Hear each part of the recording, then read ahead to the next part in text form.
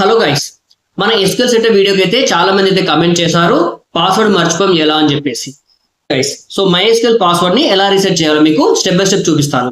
Simple trick ఏంటంటే, so user name ఏదైతే route ఉందో మీరు సింపుల్ గా పాస్వర్డ్ రూట్ ఇచ్చేసుకోండి, మీరు ఈజీగా గుర్తుంచుకోవచ్చు.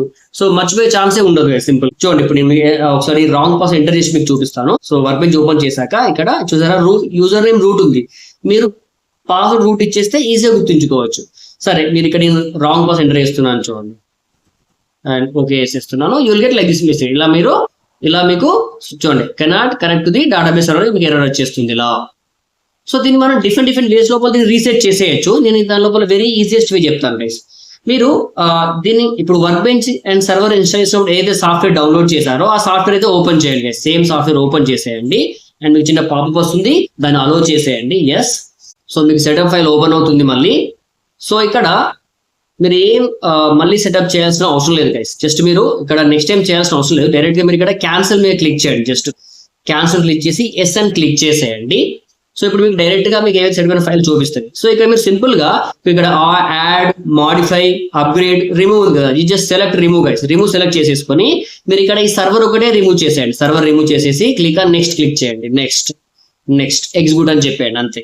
సో ఇప్పుడు ఇవన్నీ కంప్లీట్ అయిపోయాక సో మీకు సర్వర్ అయితే రిమూవ్ అవుతుంది కంప్లీట్ గా. మళ్ళీ మనం సర్వర్ ని యాడ్ చేసుకుంటే సరిపోతుంది, దట్స్ ఇట్. సర్వర్ యాడ్ చేసుకునేప్పుడు సో ఇప్పుడు పాస్వర్డ్ బాగా గుర్తుంచుకోండి. సో యూజర్ నేమ్ రూట్ అని ఉంటే పాస్వర్డ్ రూట్ ఇచ్చేసేయండి సింపుల్ గా. సో ఇక్కడ నేను మళ్ళీ యాడ్ లోకి వెళ్తున్నాను. Add and select the server, expand the server and select the server choose చేసుకున్నాను చూడండి. And click on next and execute ఇచ్చేస్తున్నాను.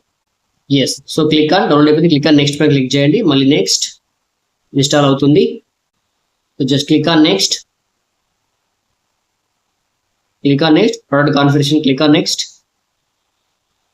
So next and next. So guys, ఇక్కడ మీరు పాస్వర్డ్ ఇచ్చేసుకోండి. ఇక్కడ సో రూట్ కి పాస్వర్డ్ ఇచ్చేసుకోవాలి. సింపుల్ రూట్ అని ఇచ్చేస్తారు, simple ROOT, that's it. So మీకు వీక్ అని చూపిస్తుంది, no problem. Just click on next execute. So user name root, password కూడా రూట్ గైస్, మనం ఈజీగా గుర్తుంచుకోవచ్చు, మర్చిపోయే ఛాన్సే ఉండదు guys. Click on finish, next finish, that's it guys. So మనకు కంప్లీట్ అయిపోయింది. సో మీరు ఇది క్లోజ్ చేసేసుకొని సింపుల్ గా వర్క్ బెంచ్ ఓపెన్ చేసేయండి. MySQL work bench.